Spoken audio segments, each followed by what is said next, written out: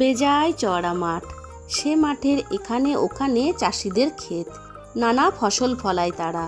ফসল কাটা হয়ে গেলে ধুধু করে সে মাঠ। চাষিরা সর্ষে বুনেছিল, ফসল তোলা হয়ে গেছে, ক্ষেতে সর্ষের দানা ছড়িয়ে ছিটিয়ে পড়েছিল। এক ঝাঁক পায়রা প্রায় নামতো মাঠে। সর্ষে খেতে সর্ষের টুকরে খেত ঝাঁকে ঝাঁকে পায়রা। ক্ষেতের পাশেই ছিল একটা ঝাঁকড়া বট গাছ, তার ডালে বসে বসে একটা বাজ পাখি প্রায় এই পায়রার ঝাঁকটার উপর নজর রাখত। পায়রার ঝাঁকটার উপর তার নজর ছিল অনেক দিন থেকেই।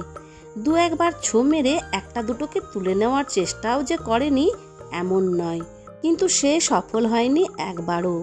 একটি পায়রাকেও সে কবজা করতে পারেনি। বাজটার শিকারি ছোঁ থেকে প্রত্যেকবারই তারা পিছলে যেতে পেরেছে। এবার বাজ পাখিটা খানিকটা মরিয়া, সর্ষে খেতে রোজই নামছে পায়রার ঝাঁকটা।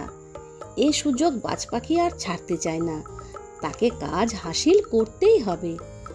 কিন্তু হবে বললেই তো আর হয় না।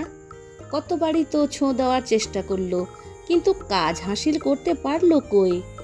পায়রাগুলো সর্ষে খেতে পড়ে থাকা সর্ষে খুঁটে খুঁটে খায়, আর ঝাঁকড়া বট গাছের ডালে বসে বসে বাজ পাখি এইসব 7-5 ভাবে।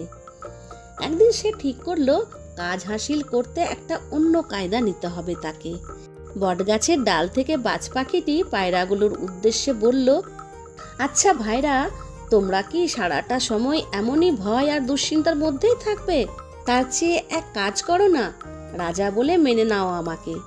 তাহলে আমি সারা আকাশ জুড়ে পাহারাদারি করব।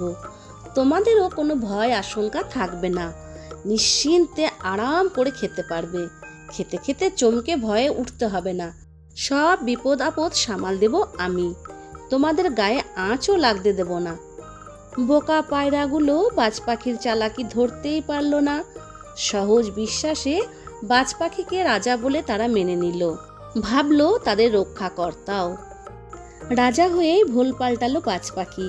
ফতোয়া দিল রোজ একটা পায়রা চাই, রোজ একটা করে পায়রা তাকে ভেট পাঠাতে হবে। মনে রাখবে বন্ধুরা, স্বেচ্ছায় অত্যাচারী শাসন মানলে দুর্গতি হয়।